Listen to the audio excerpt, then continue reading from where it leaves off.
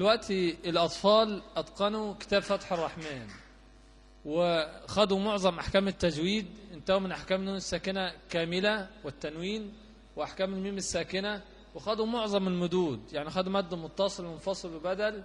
بعد ما ننتهي من الكتاب ونراجعه كويس بنبدأ في ختمة التلاوة. طبعا الكتاب خد معانا كم شهر؟ 14 شهر. والطفل بدأ معانا من سن كم سنة؟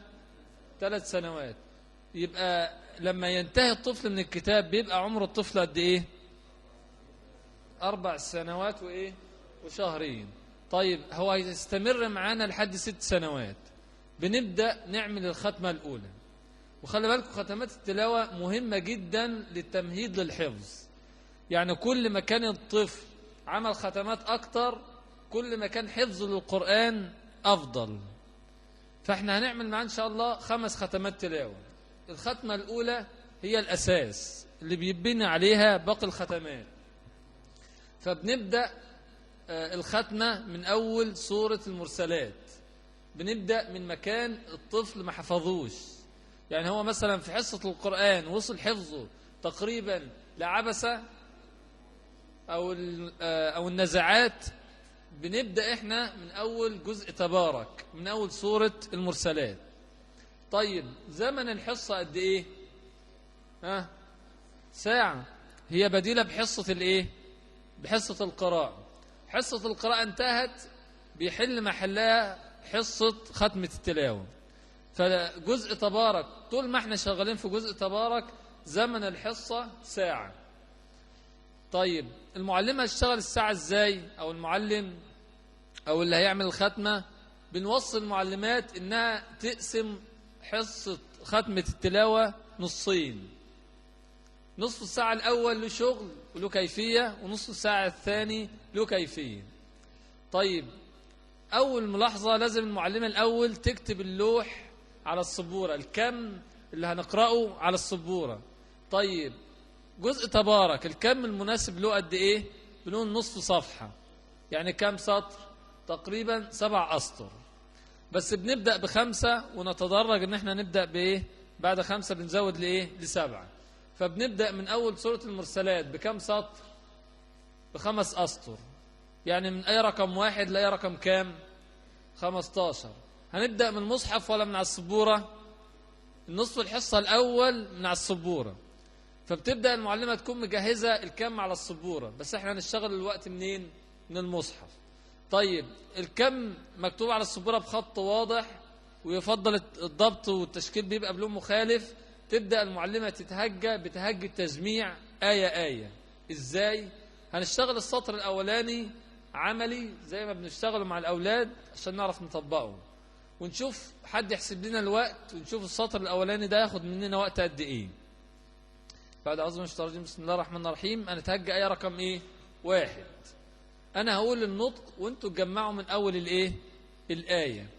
مع بعض بقى جماعي. همزة وصل تسقط وصلا لم قمرية مظهرة. هتقولوا إيه؟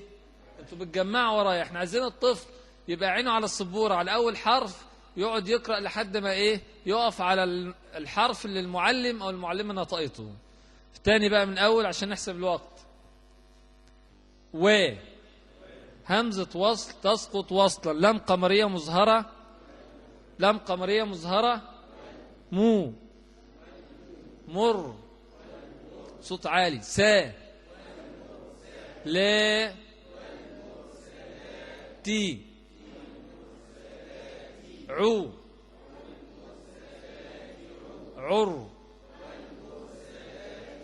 فاء فتحة ألف مد عوض حركتين عند الوقف. تاني جماعي. تاني فخموا الراء. كمان مرة. آية رقم 2 فاء همزة وصل تسقط وصلا لم قمرية مظهرة. صي فاء تي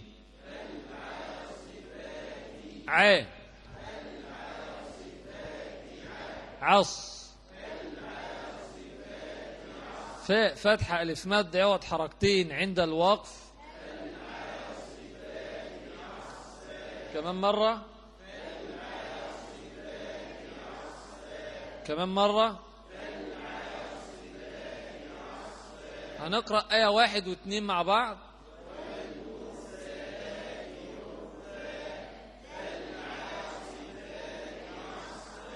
آية رقم 3 و همزة وصل تسقط وصلا لام شمسية مضغمة في النون المفتوحة بغنة حركتين. ألف مد طبيعي حركتين. شي الغنة حركتين. را تي لا الغنة حركتين. والناشرات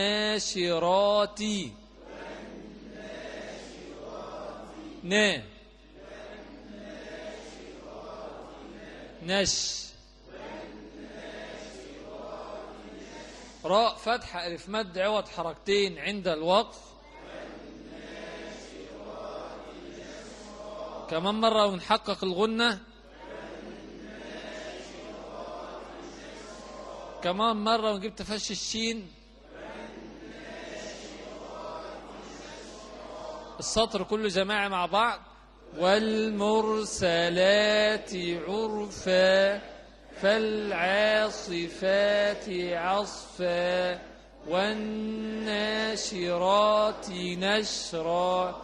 طيب كده السطر الأولاني خد قد إيه؟ كم دقيقة؟ دقيقتين 3 دقايق. هنقول 3 دقايق. السطر الأولاني خد 3 دقائق. طيب الخمس أسطر هياخدوا مننا كم دقيقة؟ ربع ساعة. احنا عاملين للخمس أسطر دول على ده شغل على السبورة، عاملين له كم من الوقت؟ نصف ساعة. طبعا هنقول مع الطفل ممكن يزيد شوية، بس خلي بالكم ان هو بيتدرب على تهجي التجميع ده قبل ما يخش على ختمة التلاوة قبلها بشهر. يعني أول ما بيبدأ وأكتر من شهر، أول ما بيبدأ في الشد مع الشدة والتنوين في حصة القرآن بيتهجى اللوح، بيتهجى الايه؟ التجميع، عشان ما ياخدش معاه وقت في الموضوع ده. طيب هناخد سطر كمان. آية 4 فا همزة وصل تسقط وصلا لام قمرية مظهرة. فا ري قا تي فا فر قاف فتحة ألف مد عوض حركتين عند الوقف. تاني جماعة مفخم الراء. فرقا. تاني جماعي مش فا. فرقا فرقا. ها الآية آية رقم 5 فا همزة وصل تسقط وصلا لام قمرية مظهرة. مل قي يا تي ذي ذيك. راء فتحة ألف مد عوض حركتين عند الوقف. لا يا جماعي هنرقق القاف شوية أو هنفخمها تفخيم نسبي. فالملقيات قي. لا يتم مع بعض. قاتي فرقا فالملقيات ذكرا. رقم 6 عذ راء تنوين بالفتح مظهر قبل الهمزة المفتوحة. لا عذرا راء تنوين بالفتح مظهر قبل الهمزة المفتوحة. عذرا أو من الأول. عذرا أو نو نذ راء فتحة ألف مد دوت حركتين عند الوقف. تاني جماعي نخرج لساننا في حرف الذال. هنجيب الثلاث آيات مع بعض.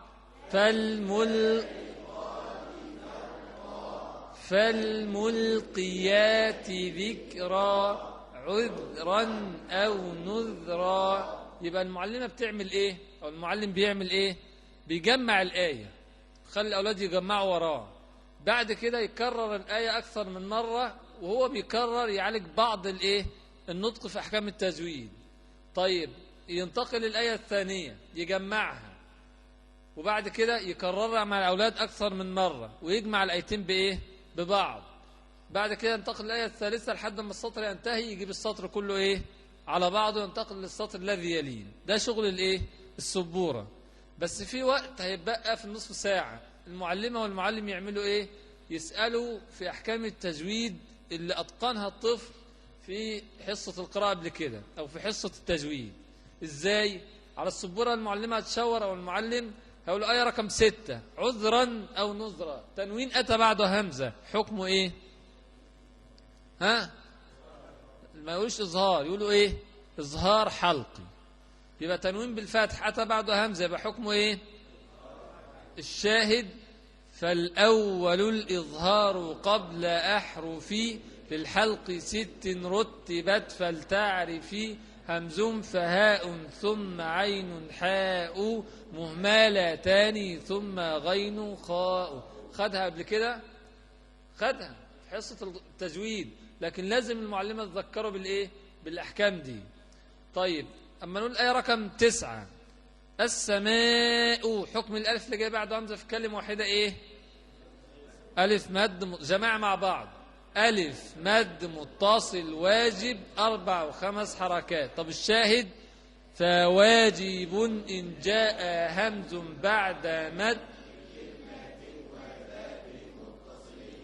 خدها قبل كده؟ خدها. طيب آية رقم 7 إنما، حكم النون إيه؟ نون حرف غنة مشدد بالفتح. طيب الشاهد وغن ميما ثم نونا شددا وسمي كلا حرف غنات بادا، لحد ما نصف الحصة الأولى اللي على السبورة ينتهي. بعد كده تعمل المعلمة كل طفل بيبقى له مصحف، ويا ريت ما نبدأش بالمصاحف، ممكن نبدأ بربع ياسين، بيبقى حجمه ممكن أكبر من ده، خط واضح عشان الطفل يبدأ يتابع القراءة. احنا عايزين نعود الطفل ان هو يقرأ من المصحف على طول، فما مش هنتنينا نكتب الكم على السبورة ويبقى فيه تعب. ده احنا عايزين نخرج من جزء تبارك والطفل اتدرب على قراءة الايه؟ المصحف. ففي نصف الحصة الثاني بنسلم المصاحف، كل طفل بيفتح المصحف بتاعه ويقعد ختمة التلاوة. يحط لو على ترابيزة زي ديت مثلا، يروح حاطط المصحف قدامه وجايب سورة ايه؟ المرسلات. المعلمة بتقول له افتح على صفحة 580 مثلا، طبعا في الحساب عارف الارقام، فبيبدأ ايه؟ يجيب الصفحة، والمعلمة تمشي في وسط الاولاد وتشوف كله طلع الصفحة ولا لا، ايدكوا على ايه رقم 1. طيب بعد ما اتأكدت ان كله شاور على ايه رقم 1 تعمل ايه؟ تبدأ تخلي كل طفل يقرأ سطر. هيقرأ بالهجاء ولا بدون هجاء؟ بدون هجاء، لأنه عمل ايه في أول الحصة؟ أتقن الكم كله من على السبورة، فهو هيتدرب بس عليه فين؟ في القراءة المصحف، عشان بعد 45 يوم ما ينتهي جزء تبارك كله هيبدأ ايه؟ يشتغل مع المصحف على طول، ويبدأ ايه؟ يتخلى تدريجيا على السبورة. فأول ما نصف الحصة الثاني يبدأ، كل طفل حط ايده على أول آية، تبدأ المعلمة هي عارفة مستوى الأولاد، تبدأ بالطفل المتفوق، تبدأ تقول له اقرأ السطر الأول. هيقول ايه؟ صوت الأخوات.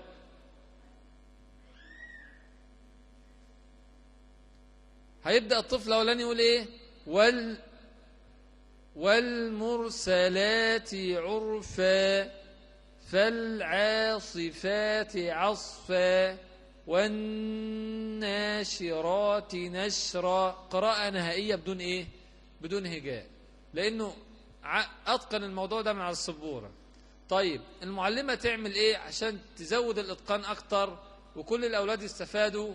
تخلي الطفل يقرأ السطر مرتين، مرة قدامها عشان تتأكد من النطق الصحيح بتاعه، وبعد كده تطالب الاولاد يقرأوا وراه الايه؟ السطر. فيقول يلا يا حبيبي بقى اقرأ بصوت عالي عشان زمايلك هيقرأوا وراك، هتقوم بدور المعلم دلوقتي. فيقول ايه؟ والمرسلات عرفا، هم ايه؟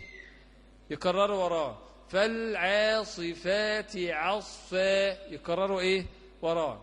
طيب الطفل الاولاني خلص السطر الاولاني، تقوم الطفل الثاني يقرأ الايه؟ السطر الثاني. يبقى كم طفل هيقرأ الكم؟ 5 أطفال. الفصل فيه 25 أو 30 طفل حسب استيعاب الفصل. لو قلنا 30 طفل يبقى الكم ده هيتكرر كم مرة؟ 6 مرات، لأن الطفل رقم 6 هيقرأ السطر الايه؟ الأول تاني. طب الطفل رقم 13 هيلف الدور هيقرأ السطر الايه؟ الأول تاني، وهكذا. يبقى كل ما نعيد الكم نعيده تاني، كل ما نخلص الكم نعيده تاني لحد ما نخلي كل الأطفال اللي يشاركوا ايه؟ يشاركوا معانا. خلي بالكم الطفل رقم 6 اتقرأ قدامه الموضوع ده كثيرا، فلما يجي يقرأ هيبقى ايه؟ بالنسبة له أسهل. حتى لو كان مستواه أقل هيقرأ بنفس الأسلوب اللي قرأ به الطفل الايه؟ الأول. طيب برضو لازم عشان المعلمة تتأكد ان الكم ده 5 أسطر دول أتقناهم إتقان بنسبة 100%، تسيب بس 2 3 في الآخر هي اللي تقرأ وهم يقرأوا ايه؟ يقرأوا وراه. ازاي؟ هتقول والمرسلات عرفا، هيكرروا وراها لحد الايه؟ آية رقم 15. ليه؟ لأن المعلمة مستواها أعلى من الأولاد بكتير في التجويد، فدايما القراءة الأخيرة هي اللي بتثبت في ذهن الايه؟ في ذهن الطفل. واضح الحصة الأولى؟ طيب ال5 أسطر دول لو جينا بعد كده وخلينا أي طفل في الفصل فتحنا المصحف من أي موضع وقلنا له اقرأ، هيعرف يقرأ؟ هيعرف يقرأ ال5 أسطر دول؟ هيعرف يقرأ؟ هيعرف، أتقن ال5 أسطر دول. طيب مجموعة من الأولاد ولا كل الأولاد؟ كل الأولاد، لأن كل الأولاد اتهجوا تجميع وكل الأطفال شاركوا معانا وعدنا مرة واثنين وثلاثة. لكن هل الكم ده اتحفظ؟ لا، ده هو بس ايه؟ بقى يعرف يقرأه. لكن لو اتعد في الختمة الثانية والثالثة والرابعة هيبقى في ايه؟ في تحضير للحفظ. زي ما بنقول مثلا لو جينا نحفظ سورة زي سورة الكهف، هيبقى صعبة ولا سهلة ان احنا نحفظها؟ سهلة، لان احنا مثلا بنقرأها كل يوم جمعة. طيب لو بنحفظ سورة ما بنقرأهاش، مش مواظبين على قراءتها، هيبقى في صعوبة. فديت الختمات ديت هتفيد الطفل في ايه؟ في حفظ القرآن عن ظهر قلب بعد كده من سن 6 سنوات. طيب الختمة الأولى دي بتتكرر، يبقى هنعمل الختمة الثانية. الحصة الأولى بتتكرر، يبقى الحصة الثانية بقى هنعمل ايه؟ انتوا اللي تقولوا. الحصة الثانية في الختمة هنعمل ايه؟ ايه؟ هناخد 5 أسطر تانيين من آية رقم كام؟ من آية رقم 16 لحد آية رقم كام؟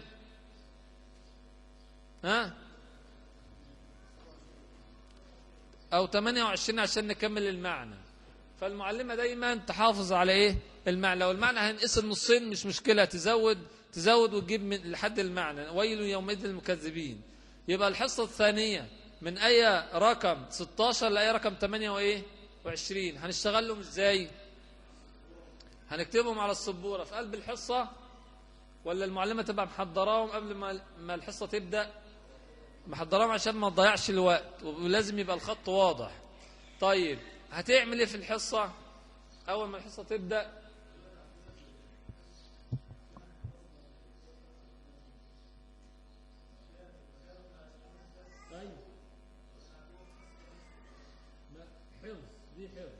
حصة القرآن للحفظ، اللوح شغال بنفس الكيفية، لكن دي بديلة بحصة الايه؟ حصة القراءة اللي هي نور البيان. واضح كده معانا كده الأخوات؟ طيب تاني، يبقى الحصة الثانية هناخد كم جديد من أي رقم 16 لأي رقم كام؟ 28. الكم يبقى مكتوب وجاهز قبل البدء في الحصة. طيب بعد كده تعمل ايه؟ نعمل ايه مع الأولاد؟ نتهجل أي رقم كام؟ 16. بتهجل ايه؟ التجميع. تاني طيب اتهجنا الآية نعمل فيها ايه؟ نكررها مع الأولاد، نطالب الأولاد يقرأوا تاني تالت، ولو في خطأ تعلق عليه. طيب بعد كده تجمع الآية رقم كام؟ 16 مع الأولاد كلهم. بعد كده طالب الأولاد كلهم يكرروا الإيه؟ الآية مرة واثنين وثلاثة. طب بعد كده تجمع الآيتين ببعض، تخليهم يقرأوا الآية آية 16 وآية 17 مع بعض. بعد كده الآية اللي بعدها نعمل فيها إيه؟ نقرأها بالتجميع ونكررها أكثر من مرة. بعد كده نجمع الثلاث آيات. انتهينا من السطر الأول، نبدأ في سطر إيه؟ جديد. خلصنا السطر الثاني والثالث والخامس. بعد كده نعمل إيه؟ من على السبورة نسأل على أحكام التجويد. ويل يومئذ حكمها إيه؟ الشاهد إيه؟ الحاجات اللي خدوها. سألنا في أحكام التجويد ونصف الحصة الأولاني انتهى، نعمل إيه؟ في نصف الحصة الثاني نبدأ نخلي الأولاد يفتحوا المصحف على أي رقم كام؟ 16. طيب نبدأ القراءة من أول السورة ولا من آية 16؟ آية 16، لأن ده مش حفظ. مش مطلوب أن الطفل يجيب من أول آية واحد تاني، لا ده مش حفظ. ده الكم الأولاني هيعالج مثلا جزئية، الكم الثاني مستواه يرتفع شوية، الكم الثالث مستواه يرتفع شوية، لحد ما يعمل الختمة والسواه يبقى إتقان في القرآن، في قراءة القرآن. طيب يبقى ما فيش داعي ان احنا نربط الكم الأولاني بالكم الايه؟ الثاني. طيب يبقى كل طفل هيعمل ايه؟ هيقرأ سطر. طيب يقرأ والأولاد يقرروا وراه ولا يقرأ الأول؟ يقرأ عشان تتأكد المعلمة ان هو بيقرأ قراءة صحيحة. بعد كده تطالبوا ان هو يقرأ وهم يقرأوا ايه؟ وراه نفس السطر. الطفل الثاني يقرأ السطر الثاني، وهكذا لحد ما النصف الحصة الثانية ايه؟ ينتهي. طيب الحصة الثالثة نعمل ايه؟ نفس الاسلوب، بس بعد ما ننتهي من سورة المرسلات بنبدأ في سورة الإنسان ب7 أسطر. في سورة المرسلات كان 5، نزود شوية سطرين ونكمل جزء تبارك كله ب7 أسطر، ونشتغلهم بنفس الأسلوب بنفس الكيفية. طيب طبعا الطفل يوم بعد يوم تهجي التجميع ده بياخد في مهارته، وبيتهجى الكم بطريقة ايه؟ أسرع شوية. طيب جزء تبارك كده هياخد مع الأولاد قد ايه؟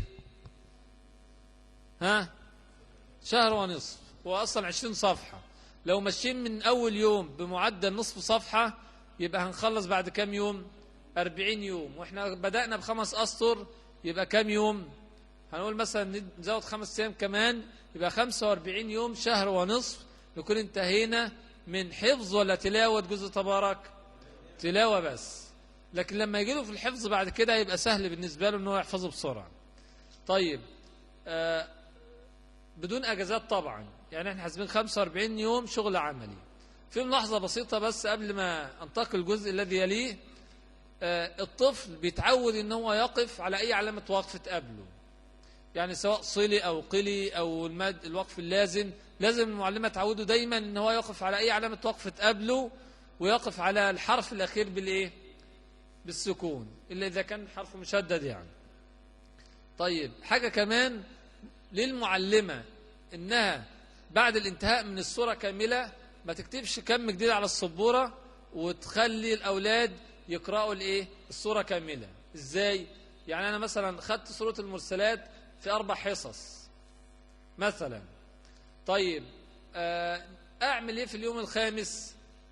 ممكن ما انتقلش بسورة الإنسان، أبدأ أصلم المصاحف من أول الحصة، وأخلي كل طفل يقرأ ايه؟ سطر أو 2 زيادة إتقان. واضح ديت؟ واضح؟ طيب ننتقل للجزء الذي يليه. أنا مطلوب مني أن أنا أتدرج بكيفية معينة لحد في الآخر ما وصل الطفل أن هو يقرأ بدون إيه؟ بدون هجاء. فأول ما أبدأ في جزء قد سمع، أبدأ من أول سورة إيه؟ التحريم. نجيب سورة التحريم.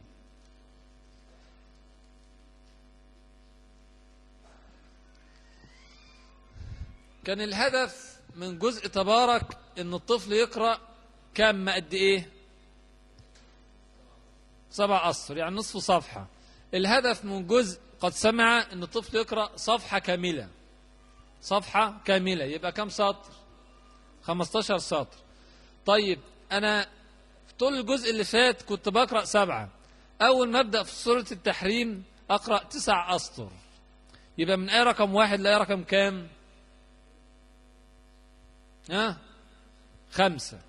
من آية رقم 1 لآية رقم 5. يبقى تبدأ المعلمة جزء قد سمع ب9 أسطر، وتتدرج انها في نهاية الجزء تقرأ ايه؟ صفحة كاملة. طيب زمن الحصة قد ايه؟ 1.5 ساعة. 1.5 ساعة ونصف. طيب هسأل سؤال، النص ساعة ديت جت منين؟ هو الطفل اصلا بقى معنا 5 ساعات. النصف ساعة ديت جت منين؟ بتاع التجويد. فتح الله عليك. بتاع ايه؟ التجويد. حصة التجويد بدأت من اول ايه؟ السكون. لو جينا نحسب من اول السكون لحد ما انتهينا من قراءة جزء تبارك، هنلاقي الطفل خلص كل احكام التجويد ورجع عليها زي ما نشرحها بالتفصيل. يعني يبقى نص التجويد، حصة التجويد انتهت، الطفل خد كل احكام التجويد، نبدأ ندخل حصة التجويد في حصة الايه؟ التلاوة، ويبقى زمن الحصة قد ايه؟ 1.5 ساعة. طيب هنبدأ جزء تبارك من اول سورة قد سمع، من اول سورة التحريم بمعدل كام سطر؟ 9 أسطر. طيب نشتغلهم ازاي؟ موضوع بقى ان احنا نقسم الحصة ديت ما عادش لازم بدرجة كبيرة بالنسبة للطفل، ده احنا هنكتب بس اول سطرين على السبورة فقط، ونتهجاهم بتهجي التجميع. بعد كده هخلي الطفل يفتح المصحف ويقرأ قراءة ايه؟ مباشرة. بعد فترة مش هخلي الطفل، مش هكتب للطفل الآيتين على السبورة او السطرين على السبورة ويتهجاهم، ده يتهجاهم من خلال الايه؟ المصحف. طيب نبدأ الختمة الأولى في جزء تبارك، الحصة الأولى في جزء تبارك في جزء قد سمع. هنكتب آية، المعلمة تكتب آية رقم 1 وآية رقم 2 على الايه؟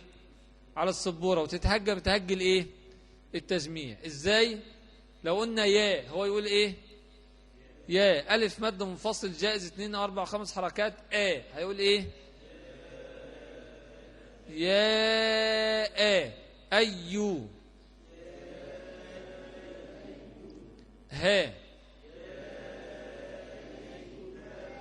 ألف مد طبيعي حركتين يسقط وصلا، همزة وصل تسقط وصلا نبدأ بها لام شمسية مدغمة في النون المفتوحة بغن حركتين. يا أيها الناس. طيب هنقعد نجمع كده لحد ما نقف على ايه؟ على ايه؟ لا، على المقطع نهون لك. اول علامة وقف ايه؟ تقابلني في الآية، عشان الآيات الطويلة ديت اول علامة وقف تقابلني اقف عليها واقول كاف ساكنة ايه؟ عند الوقف. طيب خلصت المقطع ده اجمع المقطع اللي بعده، خلصت المقطع ده اكمل المقطع اللي بعده، انتهي من الآية اقرأ الآية كلها قراءة ايه؟ قراءة نهائية. طيب وكرر مع الأطفال بنفس الأسلوب. طيب الآية الثانية كذلك. طيب بعد كده أعمل إيه؟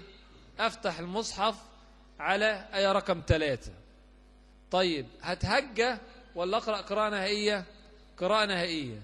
من الخطأ الكبير إن المعلمة هي اللي تقرأ وهم يقرأوا وراها وبعد كده تختبر الأطفال. لا، إحنا بننمي ملكة القراءة عند الأطفال، فإحنا عايزينهم هم اللي يقرأوا لأول مرة، يخطئوا نصحح لهم عشان بعد كده لما يجي يقرأوا ما يبقاش فيه خطأ، فيتعلموا من خلال الايه؟ الخطأ. فنقول مثلا آية رقم 3، الطفل الأولاني اقرأ المقطع الأول، لحد كلمة عن بعض، فيقول هيقرأ كذا، هيقول وإذ أسر النبي إلى بعض أزواجه حديثا فلما، قراءة بسيطة لأنه واخد الحاجات دي واخد الأحكام لحد ما يقف على كلمة إيه بعض. طيب الطفل الثاني هتقول للمعلمة الطفل الثاني كمل الآية، هيقول فلما نبأها به قالت، ويكمل الإيه باقي الآية. كل طفل يقرأ سطر ومفيش داعي ان هو يقرأ وهم يقرأوا وراه، احنا هنقرأهم كلهم فين في الآخر. طيب كل طفل يقرأ سطر، يبقى كم طفل هيقرأ في البداية؟ 5 أطفال أو 7 أطفال، لأن احنا تهجينا السطر الأول والثاني منين؟ من على السبورة. لكن لما نعيد تاني 9 أطفال هيقرأوا الكم إيه كله، لأن هنقرأ من آية رقم إيه 1. طيب معايا 1.5 ساعة، هخلي كل الأطفال يشاركوا معايا في قراءة الكم، كل طفل سطر كل طفل سطر، وبرضه لازم أحدد وقت وليكن 5 دقائق أو 10 دقائق أسأل في أحكام الإيه التجويد من خلال المصحف بقى، مش من خلال السبورة. أقول غفور رحيم، حكم التنوين إيه؟ التنوين طبعا ضراء حكمه إيه؟ هيقولوا إيه؟ إضغام بغير غن. طب الشاهد يقول والثاني إضغام بستات آتت في يرملون عندهم قد ثبتت، ويجيبوا الإيه الشاهد. طيب أقول قد، حكم الدال إيه القلقلة، دال ساكنة مقلقلة. طب حروف القلقلة كم حرف؟ ونسأل في كل أحكام التجويد اللي احنا إيه أتقننا. احنا خلصنا كل أحكام التجويد. ممكن المعلمة تركز على حكم معين، لكن لازم تسأل في معظم أحكام التجويد على سبيل المراجعة. طيب آخر الحصة لازم المعلمة تسيب آخر 10 دقائق هي اللي تقرأ الكم وهم يقرأوا إيه يقرأوا وراه. طيب الكم كده انتهى، ننتقل للكم الذي يليه. يبقى هبدأ الحصة الثانية في جزء قد سمع بكم سطر؟ 9 أسطر. طيب هعمل فيهم إيه؟ هتهجى الآية الأولى والإيه والثانية، أو السطر الأول والثاني منين؟ من على السبورة. ممكن تدريجيا يبقى من المصحف. طيب بعد كده أعمل إيه؟ أطالب كل طفل يقرأ سطر أو مقطع من آية. لو الآية قصيرة يبقى الآية كاملة. طيب بعد كده أعيد الكم تاني وثالث ورابع، ولازم أسأل على أحكام الإيه التجويد. ولازم في الآخر أعمل إيه عشان أرفع المستوى أعلى وأعلى؟ إن أقرأ الكم هم يقرأوا إيه يقرأوا ورايا. بعد الانتهاء من السورة كاملة ممكن أقف وأجيب السورة كلها في يوم إيه في يوم واحد، كل طفل يقرأ سطر أو 2.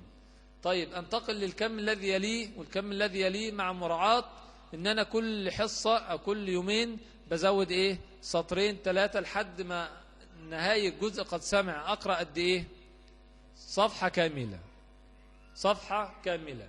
طيب يبقى جزء قد سمع كده هياخد مني في ختمة التلاوة كام يوم؟ هياخد كام يوم؟ أنا لو بدأ بصفحة هياخد مني 20 يوم، مش 20 صفحة؟ طيب أنا بدأ ب9 أسطر وتدريجيا وصلت لصفحة، يبقى هياخد مني إيه 25 يوم. قول 30 يوم عشان إحنا بنقف على كل سورة مثلا، يبقى 30 يوم شهر انتهيت من جزء إيه قد سمع. وجزء تبارك خد مني وقت قد إيه؟ 1.5 شهر. يبقى كده تبارك وقد سمع خد مني إيه 2.5 شهر. نحسب عشان نشوف الختمة الأولى تاخد قد إيه. طبعا مهم جدا ان المعلمة تلتزم بالكم ده في جزء تبارك وجزء قد سمع والذريات بالذات. بعد كده لها مطلق الحرية، لكن برضو بنقول ما نستعجلش في الختمة الأولى لأن هي الأساس. طيب الجزء اللي بعد جزء الإيه جزء الذريات بيبدأ من أول سورة إيه الحديد. زمن الحصة قد إيه؟ 1.5 ساعة. طيب أنا انتهيت من جزء قد سمع والطفل بيقرأ صفحة كاملة، كان الهدف منه قراءة صفحة. وجزء تبارك كان الهدف منه قراءة نصف صفحة. طب جزء الذريات الهدف منه قراءة إيه؟ ربع كاملا، وجهين يعني. طيب هنتدرج إن احنا نقرأ ربع. إزاي؟ تبدأ المعلمة من أول سورة الحديد بقراءة صفحة و4 أسطر. يبقى من أي رقم واحد لأي رقم كام تقريبا؟ طبعا ده كله بالتقريب، لأن لو في معنى بنكمله. من أي رقم واحد لأي رقم 12. كم سطر دول؟ صفحة و4 أسطر تقريبا. طيب المعلمة تعمل إيه؟ هل هتكتب على السبورة أو هتتهجم المصحف الآية الأولى والثانية؟ لا، خلاص بقى، دي الدرجة الأخيرة. احنا هنعود الطفل ان هو يقرأ قراءة نهائية بدون ما تقرأ قدامه الكم، وبدون ما نتهجى قدامه السطر الأول والثاني. فالطالب المعلمة كل طفل يقرأ آية. الطفل الأولاني يقرأ الآية الأولى، هيقول سبح لله ما في السماوات والأرض، أقف، وهو العزيز الحكيم. لو أخطأ تصحح له الخطأ، ممكن تخليه يعد الآية الأولى تاني لوحده. طيب الطفل الثاني هيقرأ الآية الإيه؟ الثانية. الطفل الثالث يقرأ الآية الثالثة. يبقى كم طفل هيقرأ؟ 12 طفل. لو آية طويلة ممكن أقسمها على طفلين، أو اختار لها الطفل الإيه؟ المتميز في أول مرة. طيب هعيد الكم تاني وثالث ورابع طول ما أنا شغال في الإيه؟ في الحصة. طيب ممكن المعلمة تسأل بقى كل طفل في الآية بتاعته عن الأحكام التجويدية الموجودة فيها. فهو مثلا قرأ الآية ديت، هتقول له الأرض، الراء بتاعت الأرض إيه؟ هقول إيه؟ مفخمة. طب الحكيم، حكم الياء إيه؟ مد عرض للسكون جائز 2 أو 4 أو 6 حركات. ممكن تقول له كمان رقم الآية بتاعتك إيه؟ 1، عشان برضو إيه؟ تشغلوا في الأرقام. طيب الطفل الثاني يقرأ الآية الثانية لحد ما الكم كله ينتهي. تطالب الأولاد هم اللي يقرأوا الكم كله إيه؟ جماعي، وهي تقرأ معاهم. لو مستوى ضعيف شوية، مش عارفين يوحدوا الصوت، وهي محتاجة بس مجهود ان الأولاد يوحدوا الصوت، لو نجحت المعلمة انها تقرأ تخلي الأولاد كلهم لأول مرة يقرأوا الكم جماعي مع بعض، هتضمن ان مستوى الأولاد في التلاوة وأدائهم في التلاوة هيبقى بنسبة عالية جدا، وأحكام التجويد هتبقى بنسبة عالية جدا. لأن رتم القراءة لو اتعود عليه الطفل هيتعود ان هو يرتل الايه؟ القرآن ترتيل جيد. طيب الشاهد ان في نهاية الحصة الأولاد هم اللي يقرأوا الكم كله جماعي مع بعضهم، والمعلمة تقرأ إيه؟ معاهم عشان توحد الصوت. طيب الحصة الثانية في جزء الذاريات بنفس الأسلوب، مع زيادة الإيه؟ الكم بمعدل سطر يوميا أو سطرين كل إيه؟ كل يومين أو 3 أسطر كل يومين، لحد ما نقرأ كم صفحة؟ صفحتين، اللي هو المقصود بصفحتين وجهين، يعني اللي هو يعادل قد إيه؟ ربع. طيب يبقى جزء الذريات كده ياخد مني كام يوم؟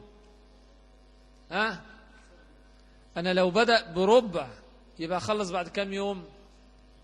بعد 8 لو بدأ بربع. لكن أنا ببدأ تدريجي، يبقى هنقول مثلا 15 يوم، نصف شهر في جزء الإيه؟ الذريات. يبقى جزء الذريات كده انتهى بعد 15 يوم. يبقى كده قرأت من أول المرسلات لحد الذريات في كام شهر؟ 3 شهور. شهر ونصف تبارك، شهر قد سمع، نصف شهر في جزء الذريات. طيب بعد كده نبدأ من أول سورة قاف. نجيب سورة قاف كده، نجيب سورة قاف وسورة الكهف، نمسك الاثنين مع بعض كده.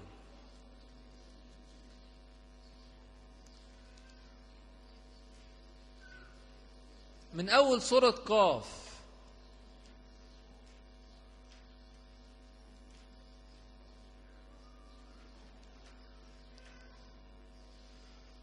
من أول سورة قاف لحد سورة الكهف، الكم ده قد إيه؟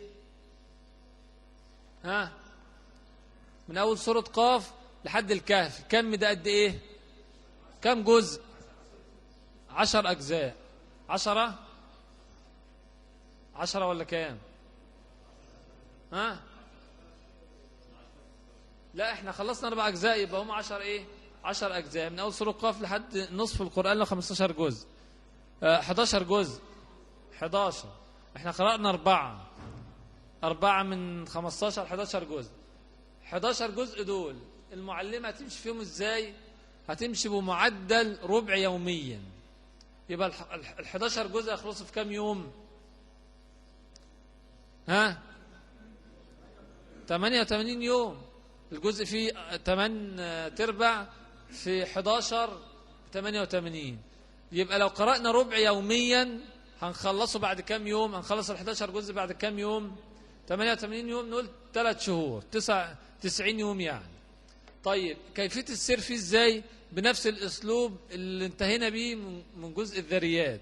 كل طفل هيقرأ بدل ما هي آية ممكن تبقى آيتين بمعدل سطرين، والطفل الثاني يكمل، الثالث يكمل، انتهى الكم تعيده تاني من أول، والأطفال كلهم يشاركوا معايا مع السؤال الايه؟ الأطفال في الشاهد. في الآخر للمعلمة انها تقرأ الكم كله مع بعضه جماعي، أو الموضوع ده ممكن نتخلى عنه تدريجيا. طيب نترككم مع الأذان. طيب نكمل بسرعة كده برضه عشان الختمة، نكمل الختمات. وقفنا لحد الجزء الايه؟ من أول سورة قاف لحد سورة الكهف. قلنا 11 جزء، هنمشي بمعدل ربع ايه؟ ربع يوميا. طبعا ملكة القراءة عند الأطفال بقت عالية، بس أنا محتاج برضو إن أنا أنميها أكثر فأكثر، لأن أحكام التجويد كل ما قررنا القرآن كل ما كان أداؤه في أحكام التجويد أعلى فأعلى. طيب فإحنا بنقول هنمشي بمعدل ربع، هنثبت معدل ربع ده يوميا. المعلمة هتعمل إيه؟ هتفتح المصحف على الربع اللي عليه الدور، وكل طفل يقرأ سطرين بمعدل سطرين. طبعا يبقى كم طفل تقريبا هيقرأ؟ 15. ال15 التانيين هيعيدوا الايه؟ الكم. برضو نقعد نعيد ونزيد فيهم لحد ما الحصة تبقى أوشكت على الانتهاء. بعد كده ايه؟ أخلي الأطفال كلهم يقرأوا الكم الربع كاملا من أول آية. لو المعلمة صبرت على الأطفال وخلتهم يوحدوا الصوت تاني ويتعودوا انهم يقرأوا الربع كله جماعي مع بعض، بنقول المستوى هيبقى متقارب. مش هتلاقي عند المعلمة 5 6 موجودين. الصوت عند الأخوات، الصوت، الكلام ده مهم. الأخوات اللي هتعمل ختمات تلاوة، الصوت يا جماعة، صلوا على النبي. ختمة التلاوة مهمة جدا مع الأولاد، وفيها فوائد تربوية عالية. يعني الطفل بعد ما يخلص حتى الختمة الأولى بيقول أنا خلصت قراءة المصحف. لو شاف مصحف حتى بره كده، لو أحيانا بنقابل أطفال ومثلا بنبقى ماسكين مصحف يقول أنا خلصت قراءة المصحف ده، عملت ختمة، فبيبقى نفسيته مستريحة المصحف. يبقى لو قلنا له تعال بعد كده احفظ القرآن هيبقى بالنسبة له إيه؟ سهل. فما بالك لو عمل 5 ختمات تلاوة. طيب المعلمة بنقول لو وظبت إنها تقرأ الكم كله يوميا مع الأطفال بصوت موحد، ديت هتفيدها إن المستوى كله هيبقى إيه؟ مستوى واحد متقارب. مش مفيش طفل عالي وطفل متوسط وطفل لا، هيبقى كله مستوى متقارب. فبنقول المعلمة تتعب شوية في الموضوع ده، عشان كده ما نزودش الكم في البداية في ال11 جزء دول عن ربع. طيب بعد كده فاضل لي قد ايه واعمل الختمة الأولى؟ 15 جزء. ال15 جزء دول همشي فيهم بمعدل ربعين يوميا. يبقى خلص ال15 جزء في كام يوم؟ قلل شوية. ما فيش نص، في شهرين، في 60 يوم. أنا هقرأ ربعين في 15 جزء، يبقى كم يوم؟ لو بقرأ حزب 4/4 يبقى خلصهم بعد 30 يوم، صح؟ طب لو ربع حزب، نص حزب، ربع حزب، يعني ربعين، يبقى 60 يوم، صح؟ طيب همشي بمعدل ربعين ازاي؟ هنتخلى في الموضوع ده. أول ما نوصل لربعين مش هنقرأ الكم كله جماعي في آخر الحصة، ومش هنخلي الأولاد يكرروا. هنخلي كل طفل يقرأ بمعدل آيتين أو بمعدل 3 أسطر، والطفل اللي بعده يكمل، والطفل اللي بعده يكمل لحد ما الكم كله ينتهي وكل الأولاد تشارك معانا. لو في أولاد ما شاركوش والحصة شغالة نجيب الكم من الإيه؟ من الأول. بس هنا مفيش داعي إن احنا نعيد مرة واثنين وثلاثة، نتعامل مع الإيه؟ على قدر الحصة وعلى قدر الكم. طيب هشتغل ربعين يوميا يبقى خلص بعد 60 إيه؟ يوم. طب تيجي نحسب الختمة الأولى كده، جزء تبارك خد قد إيه؟ شهر ونصف تبارك بس. جزء قد سمع شهر، يبقى كده كام؟ شهرين ونصف. جزء الذريات نصف شهر، يبقى كده كام شهر؟ 3 أشهر. طيب من أول قاف لحد الكهف خدوا قد إيه؟ يبقى كام شهر؟ 6 شهور. طيب من أول سورة الإسراء لحد الفاتحة خد شهرين، يبقى كام شهر؟ 8 شهور. طيب هنحسب الأجازات. الطفل بياخد الأجازات يوم الجمعة وبياخد الأعياد. هنقول هنزود شهر، هنزود شهرين احتياط عشان حتى المعلمات وتبقى الحسبة تناسب الجميع. هنزود كمان شهرين أجازة واحتياطي، يبقى كم شهر خدت الختمة الأولى؟ 10 شهور. وكتاب فتح الرحمن اتشرح في كم شهر؟ 14 شهر. يبقى الكتاب زائد الختمة الأولى خدوا قد إيه؟ 2 سنين. والطفل والتوزيعة دي الطفل عنده كم سنة؟ بدأ من كم سنة؟ 3 سنوات. يبقى الطفل وصل لعمر قد إيه؟ 5 سنوات. يبقى فاضل له معايا من أول 5 سنوات لحد 6 سنوات سنة كاملة. هنعمل إيه؟ هنعمل ختمة واثنين وثلاثة واربعة وخمسة. هنعمل في السنة الأخيرة دي بس 4 ختمات. إزاي؟ كل الأطفال بقوا بيقرأوا بمستوى عالي في القراءة، فالمعلمة هتبدأ الختمة الثانية بمعدل حزب يوميا 4/4. بس المعلمة بعض المعلمات بتجتهد ويا ريت كل يبقى كده، وتسمي الختمة الثانية ختمة المعاني. تسميها ختمة الايه؟ المعاني. ايه؟ ازاي؟ هتبدأ المعلمة الختمة منين؟ لا، يفضل انها تبدأ تاني من البقرة. هي بدأنا بالمرسلات لحد ما وصلنا لايه؟ البقرة. الختمة الثانية تبدأ بقى بالنظام الطبيعي من البقرة لحد الايه؟ آخر حاجة حفظها الطفل. طيب تبدأ بمعدل ايه؟ حزب يوميا. المعلمة عارفة الحزب اللي هتقرأه، الحزب الأول في المصحف. يا ريت المعلمات تجمع أغرب 5 كلمات، مش هنقول 10، أغرب 5 كلمات في الحزب، تعمل فيهم ايه؟ تكتب الكلمة على السبورة ومعناها، الكلمة ومعناها، 5 كلمات فقط. ولو اجتهدت ل10 يبقى أفضل. وتعمل ايه قبل ما تبدأ القراءة؟ تقرأ الكلمة ومعناها وترددها، الكلمة ومعناها وتكررها مع الأولاد 5 كلمات كذلك، وتبدأ تسلم المصاحف وتقول لهم ايه؟ اقرأوا. كل طفل هيقرأ بمعدل مثلا ربع صفحة، الثاني يكمل، الثالث يكمل، رابع يكمل. بس نلاحظ ان كل الأولاد ايدهم على الكلمة، ولو زميلهم أخطأ تطالب المعلمة الأولاد هم اللي صححوا الايه؟ الخطأ. هي دورة بس إشرافي.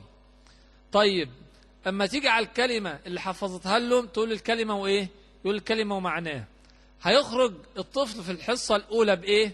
في الختمة الأولى، في الختمة الثانية، الحصة الأولى في الختمة الثانية هيخرج بإيه؟ بقراءة حزب وحفظ إيه؟ 5 كلمات. هنمشي بالنظام ده في المصحف كله. يبقى الطفل هيخرج بختمة ثانية، مهارة أعلى في القراءة، ويخرج بكام كلمة حفظ معناها؟ هنضرب 5 في 60 حزب. 5 في 60 300 كلمة. يبقى حافظ من القرآن 300 كلمة بمعناهم. طيب يبقى عمل الختمة بعد كام يوم؟ بعد ايه؟ 2 شهر. هنزود كمان شهر احتياطي. يبقى بعد 3 شهور تعمل الختمة الايه؟ الثانية. وكل 3 شهور تعمل ايه؟ تعمل ختمة. يبقى السنة فيها كم ختمة؟ 4 ختمات. بس برضو المعلمة في الختمة الثانية تجتهد شوية. هتعمل ايه؟ هتسمي الختمة الثانية أسباب النزول، ختمة أسباب النزول. هتعمل ايه فيها؟ هتقرأ بمعدل ايه؟ حزب. هتراجع على المعاني اللي الأطفال ايه؟ حفظوها، وتزود بعض أسباب النزول. مش هنقول كله، لأن نقول مثلا هنختار من القرآن كله 10 آيات بسبب نزولهم من أي كتاب صحيح صحيح أسباب النزول الشيخ ابن هادي المقبل، الشيخ مقبل ابن هادي الوديعي، كتاب جميل في نختار بس حاجات بسيطة كده بالنسبة للأطفال نحفظها للطفل عشان الطفل بعد كده يعرف ان في معاني وفي أسباب نزول، وفي كل مرة المعلمة تزود ايه المعلومات عند الأطفال. طيب الختمة الثالثة تراجع، الختمة الرابعة تراجع المعاني أو تزود المعاني شوية وأسباب النزول شوية. الختمة الخامسة تقول مثلا التفسير المقصور وتحفظ بعض الآيات بالتفسير من أي كتاب تفسير. كده الطفل عامل معايا كم ختمة تلاوة؟ 5 ختمات تلاوة. الختمة الأولانية أهم الختمات، الختمة الثانية والثالثة والرابعة زيادة معلومات وزيادة مهارة. بعد الختمة الخامسة بفضل الله لو قلنا للطفل أول سورة الكهف هيقول الحمد لله الذي أنزل على عبده الكتاب. أول سورة الإسراء سبحان الذي أسرى، ويجيب الآية. ليه؟ لأنه عمل ختمة واثنين وثلاثة. كده الطفل مؤهل إن هو يبدأ في المرحلة الثانية بعد دخول المدرسة، ويبدأ في برنامج الحفظ، وإن شاء الله يبقى معظم الأولاد يحفظوا لو مش على البرنامج يحفظوا القرآن في سن 10 سنوات عن ظهر قلب. قبل ما أختم عايز أوصي كل أولياء الأمور وخصوصا الإخوة أو الأخوات اللي عندهم طفل عمل الختمة الأولى، يا ريت في البيت نعود الطفل إن هو يبقى له ورد يومي قراءة. لو نجحت إن الطفل في البيت يقرأ لك قدامك أنت كشيخ حزب يوميا، يبقى هيعمل ختمات كتيرة زائد الحفظ بتاعه، أو حتى ربعين يوميا. الموضوع ده بيبقى له تأثير كبير جدا في الحفظ، بحيث الطفل لو كده بعد كده حفظ القرآن كله عمره ما يتفلت منه حرف واحد. فوصيا ان كل الأطفال اللي عملوا الختمة الأولى بالذات أولياء الأمور تهتم انها تعودوا ان هو يبقى له ورد يومي قراءة مع ولي الأمر مش مع الحضانة. طيب في أي سؤال في الختمات بسرعة قبل ما ننتهي؟ كده ختمات التلاوة المعلمات فاهمينها؟ طيب الإخوة فاهمين ختمات التلاوة؟